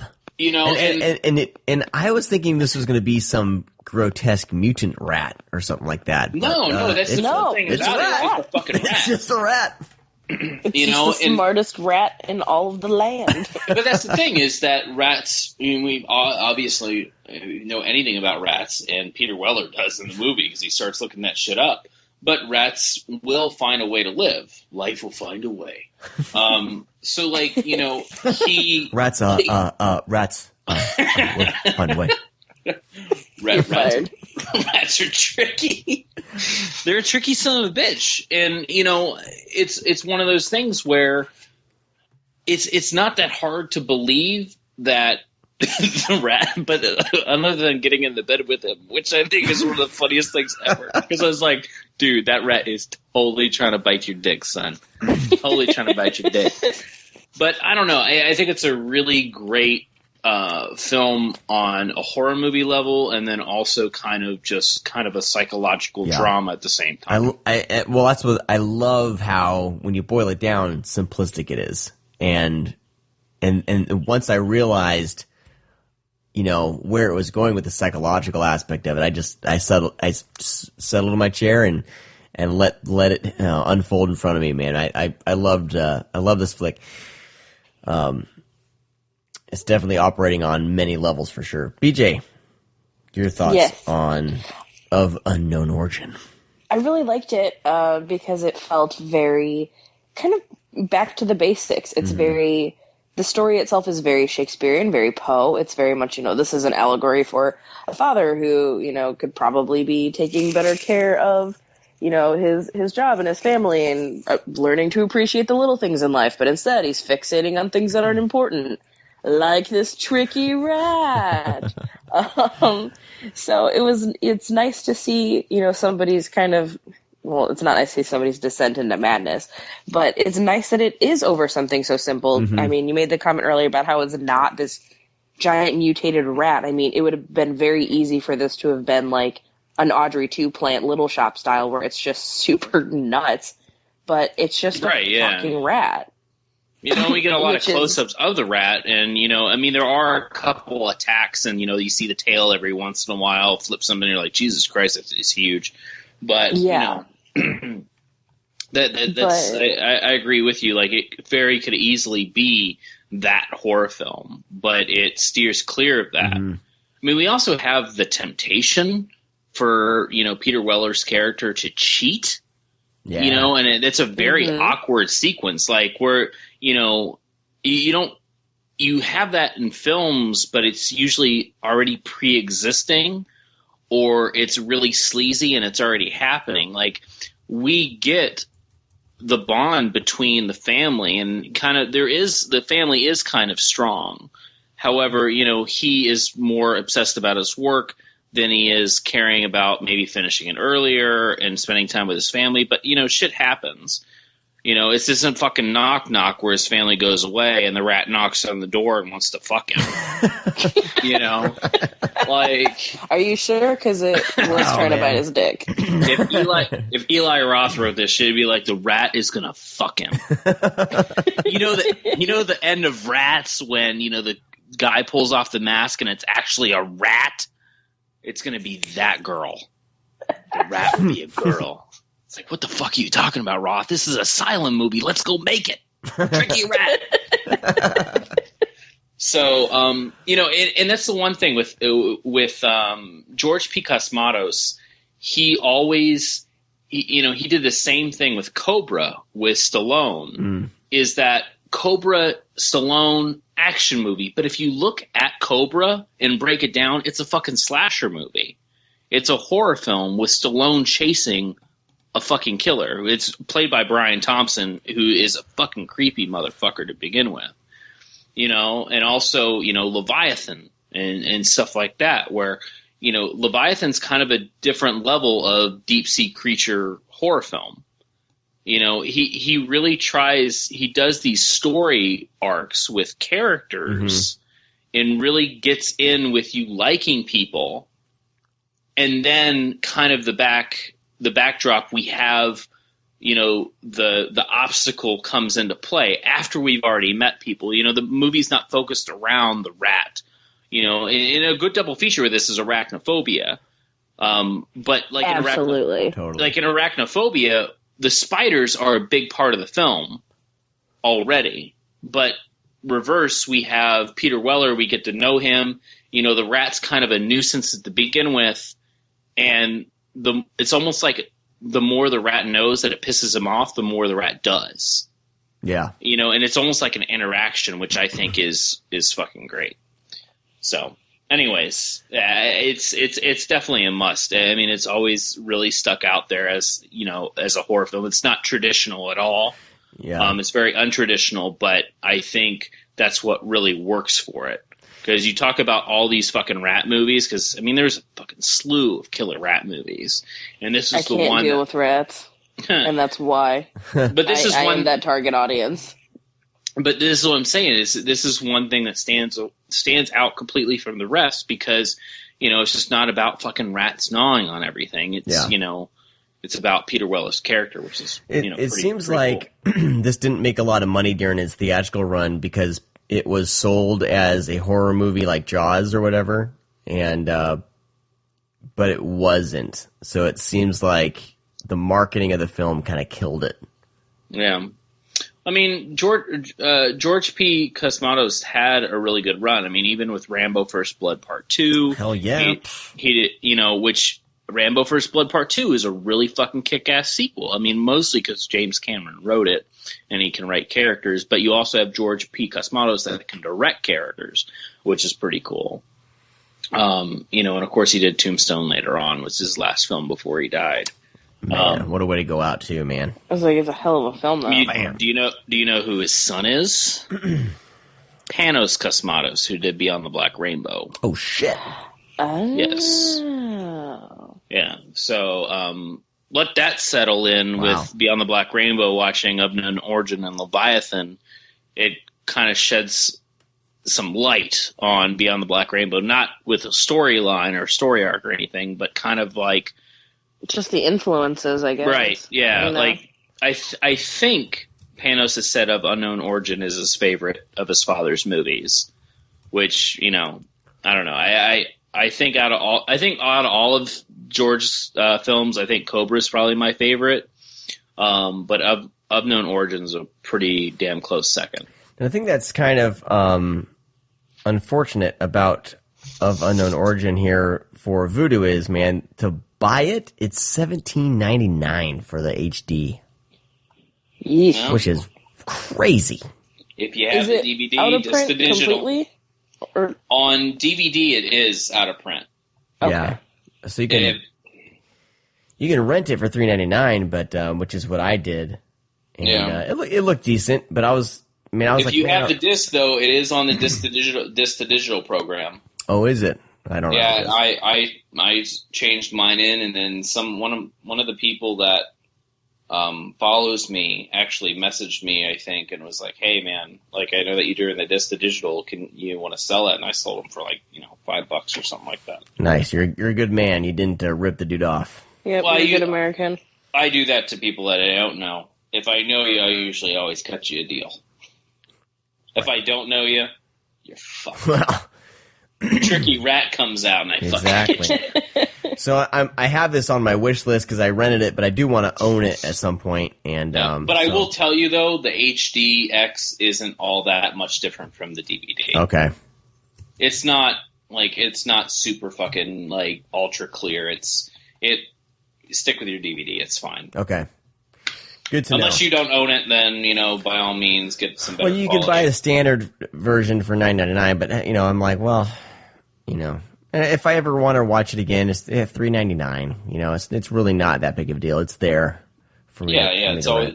Hopefully, it will always be there. Hopefully, I mean, it would be cool to get a re-release of this because there is on the DVD there is a commentary with George Cosmatos. Yeah, and I think with Peter Weller. Hey, if we get, I think Warner Brothers owns it, so maybe we'll get, Warner Brothers Blu-ray. Maybe. That's what I'm hoping. That's what I'll start bugging Warner Archive about. Because of me, they released Ice Pirates. So I'll make sure you go after Night School before you go after. Please. Awesome. So, well, let's move along here. I'll have the Vudu link in the show notes if you guys want to rent it. But it's definitely worth checking out, people. Yeah, absolutely. Check it out. The key. Well, here we are at last. Right where we ought to be. On video. Oh my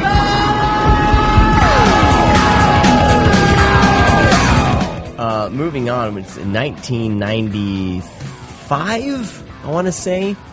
Who picked this movie? 93. I did. Fred, did you pick it? Dominion. Did you not like Dominion? In any relation to The Exorcist. Did you not like it? I did not like it at all.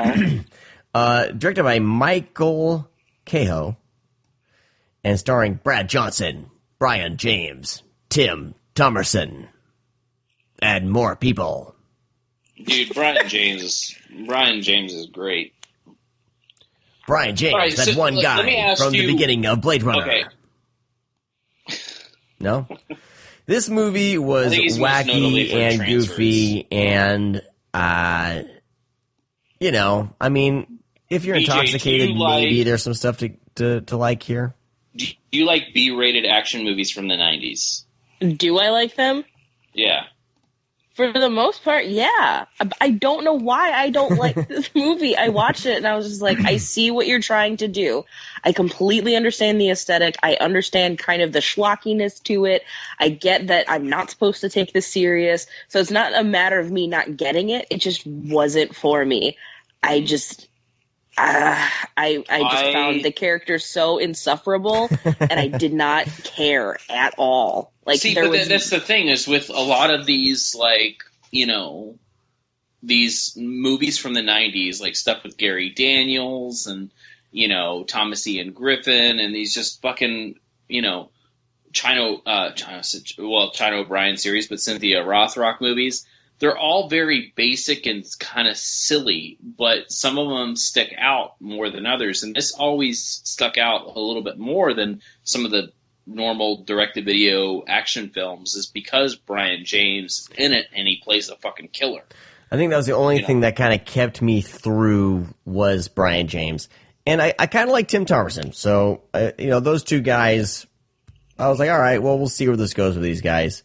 I think they were going for it. I think they were, were committed, and they were really delivering some pretty good performances in it, like that for sure. But just the actual story itself, and I'm also very kind of hesitant with like people who are like hiding out in the woods and that seem kind of functional, but at the same time are not. I've never really gotten into that sort of subgenre, really. See, that's another one of my favorite things is that you can take any movie and set it in the woods and I automatically have a film. Yeah, I don't. The plot for this film is basically these guys, they get together every year for a hunting trip, right? And there's a crazy guy out in the woods. Well, there's a certain killing everyone. Certain section that they're not really supposed to go, and there's been I guess evidence of hitchhikers, people missing, and so but they get to go to this one area, and that's when they come across a man who has a dark past who is killing hunters that come into his territory. The hunters become the hunted in Dominion. How's Dude, that? are you trying like this old school like Grindhouse trailer voice or something? Yeah. Is it good? You failed. You guys like it? No. 1995. No, yeah. Oh, Jesus Christ. I think he's Michael Cahill. masking his reading comprehension skills. I'm just kidding. No, I don't know. I don't know what it is. Maybe it's because I immediately dislike most movies surrounded by hunting trips. If it's set up as like, oh, if we're going on a hunting trip, you've lost me. I don't care. I hope that a deer spears you. I don't care about you at all. Brad, have you ever been on a hunting trip? No, once, I'm against. And it was hunting. miserable, and I hated every second of it. I'm against. I'm against, not against hunting. If you hunt, I'm not like offended. I could never bring myself to kill anything. Like, I completely understand the whole, like I need eat to meat. control I'm population, glad that you hunt, you know? blah, blah, blah. I get that, but the culture surrounding it I have no, it just makes it, I think I get, like, a knee-jerk response to it, because all of the shittiest people I've ever met are the people that, like, wear, like, hot pink and camo in public. I'm the people that kind of flaunt that they're hunters, at your local Walmart, those are the people you want to avoid. Hunting for sport, I can't get behind. If you're hunting for food, or for, like, nuisance control, I completely understand. But, whatever. But yeah, well, I mean, we're getting political debate. Yeah, here we go. That's kind of why I'm saying whatever, because I knew that's where we were heading into. But in terms of Dominion, because of, I think, you know what? I think I just tapped into why I dislike this movie so much, is because from the get-go, those are two characters that I could care less about, because I don't value them because, like, oh, all right, time to go into the woods and kill some stuff. Oh, we're not supposed to really be in this area, but fuck it, we're gonna do it anyway. You deserve everything coming to you. I hope he wears your skin. Well, you know what? Since we're on the Asylum debate, this is the Asylum. This is not. I've never left. This is the Asylum of Most Dangerous Game. Yep. Which, actually, no. Most Dangerous Game was first. Then they made Surviving the Game, and this is the Asylum knockoff of Surviving the Game. Yeah. There you go. Mm-hmm. Yep. No, I mean stuff like because I always fucking love Surviving the Game. I think that's definitely one of the best. That's one with the Ice-T, right? Yeah, Ice-T, F. Murray Abraham. But that's one of those, that's one of those films I truly still to this day like. Action movies from the 90s, fucking Surviving the Game and Judgment Night. Those two movies are fucking great. And infinitely better than 1995's Dominion. Yes. They are. God, yes. They are better, of course. But, I don't know, in tradition of Surviving the Game, did you ever watch that movie Death Ring that I told you about? Yes. Death Ring is better than Dominion. Yeah. Oh my God, stop it. Say something's better than Dominion again. Skin Trade is better than Dominion. Skin Trade? The fucking Dolph Lundgren? I'm just looking up on my stack of DVDs here. I'm just throwing out names now. Yeah. Well, anyways, I don't know. With tradition of that kind of the hunters being the hunted, I've always really enjoyed that aspect. And when you throw some goofy 90s movie with it and over-the-top characters and, people overacting the whole time because they're really trying to do a good job. But, it's just not a very good movie put together. I don't know. I think this is one of those movies that's a lot of fun and always deserved a sequel. That ending of the movie is fucking cool as shit. You guys didn't watch it till the end. It's all right. I mean... You guys didn't watch it. I don't know if this. I sure didn't. I won't lie. I didn't. I may or may not have fallen asleep. I got to about minute 55, and I was like, and I said, fuck that's it. I think I fell asleep. I woke up, and then I was like, shit, I can't finish this thing. My rule is always 30 minutes. Is like if you cannot grab my attention after 30 minutes, then I don't feel bad for tuning out. And I got to 55 minutes, and I was like, all right, yep. The beautiful, what are you going to do to me? Whatever the fuck while you're sitting. Like, what was the framing of that scene where he's like not in a box cage, I don't know even what to call it, and the other dude's just like sitting at his desk, and all you see is like his floating head just pleading with him. I'm like, what? I don't know what I'm supposed to be looking at right now. And no, I do not want. I get why you like it. I'm not you. Failed. I failed. And you failed. But hey, watch this for Brian James and Tim Thomerson. Brian James. And watch it for the incredible ending. That we didn't see. Oh, bitch, you say that. You say that now. Mm-hmm. Is the ending really worth it? Because if so, I'll go back and watch it. Because I will end up finishing it because I don't. You know what happened to me? I was trying to stream it because I got a copy and I was trying to stream it to my TV and it kept freezing on me. So this movie, the first hour, how long is this movie? Hour and 20 minutes? It's like something like that. Yeah. Hour and a half. The first hour took 2 hours because it kept stalling on me. So jeez. So I ended up falling asleep. But I'll finish it. I will finish it because that's just the person that I am. But I built up the ending too much now. Wow. So I'm just gonna come back next week and be like, watch the ending of Dominion. I still hate it. All right. Well, I mean, I posted the picture of this movie in the Facebook group Gentleman's Guide to Midnight Cinema, and they all freaked out and loved it. So there is love for this film out there, and is because it's just pure fucking cheese. Yes, it's machismo cheese. You have a goofy villain. You don't have you don't care about any of the characters because there's not enough relationship building. I mean, the whole thing about kind of outdoor stuff is team building, relationship building, and they don't do any of that. They sit around the campfire and they say, "Isn't this great, guys? This is what it's all about, guys. Just sitting here. We don't have to hunt. Just this is what it's about." Oh God, kill me, kill me now. Awesome, man. This can be found in the shady parts of the internet. It's not on YouTube.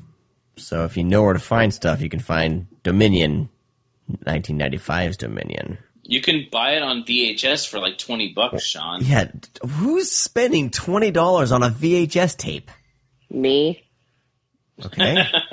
Not this one, thank God. But I mean, why would I spend $20 on a VHS tape that I haven't seen? I mean, if I found this at like a Goodwill or thrift store for a few bucks, would you buy Enemy Territory for $20 on VHS? On DVD? You're a piece of shit. I don't have a VHS player; it broke, so I'm stuck. Well, I'm stuck. You need to get yourself a Coca-Cola combo player. I did, and it broke. I think one of my kids put something into it. Therefore killing it. Give him something. Is that why you have to give him treats when he goes to the toilet? You didn't put it in VCR this time, buddy. No, it's a training thing. We got to get him excited about pooping in the toilet because pooping in the pants, no bueno.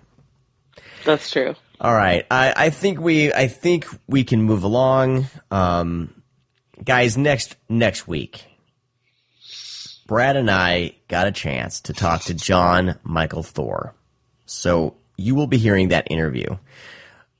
Pretty excited about it. He's a fantastic guy. Loved talking to him. We're going to be kicking off Heavy Metal Horror Month, so we'll be, of course, talking to Thor. We will also be discussing Maximum Overdrive and Hack-O-Lantern. So we want to start letting you guys know what we're going to be covering because a lot of people want to they've hit us up online and everything. They want to prepare for the show. So we'll start kind of teasing the next episode at the end of each week. So get ready for that. It's going to be a really fun month. I'm really looking forward to it. I have my stack of heavy metal horror set aside. Brad has done some research and found some fantastic things for the VHS Oh My God segment. And we're working on the stream screams. For that one, it's a bit tougher, but it's gonna be a good time. So we also have some treats on the website. A lot of our writers are working, and we may have some guest writers that we're working on. So, of course, be checking back with thescreamcast.com for all that. Josh Obershaw has been working overtime, been kicking ass and taking names on that site. We really appreciate all the work that he's done with the new stuff. Like I said, I have a link to the jog thing. I would love to hear what you guys' favorite horror movies are. Please click the reply. Don't be too cool to do it. I've had some people on Facebook tonight saying, "Oh, I just posted my favorites on the comments, so why would I reply?" It's like, don't be too cool. Let's have some fun. Hey, some people don't want to be videotaped, Sean. They don't feel comfortable. We want to hear your silky, sultry voices on our podcast. Jesus. Anyway. Definitely not going to do it now. Moving along, please check out our sponsors. Go to coffeeshopofhorrors.com. Check out their coffee. Use the code ScreamCast. When you place an order, you will get 10% off your order. I was having the Highlander grog tonight. It's kind of my go-to when we do the podcast lately. I love it. And we are going to be in the month of February. We will be doing a drawing. We'll do something to do with heavy metal horror. We'll have to figure something out. So we'll have that kind of thing for you to write in a story about heavy metal horror. We'll let you know probably next week. But also, if you buy something from Coffee Shop of Horrors, or if you buy something from grindhousevideo.com, email us at readme@thescreamcast.com. Email us the transaction. You will get put into the fucking fedora for the drawing. I am buying you a new goddamn hat. Well, I got some just stupid. I got just stupid regular baseball hats, but I mean, use the stupid regular baseball hat. All right, fine. So go to thescreamcast.com/sponsors and please give them your love. Of course, check out Wolfmen of Mars, all their music, and check out Kevin Spencer's art at inkspatters.net. Buy some prints from him and give him some hot, sweaty love. He could use it. That's going to do it for this week's show. We'll talk to all of you guys next week. Bye-bye. Bye. Oh, don't tell me you're leaving. The party's just begun.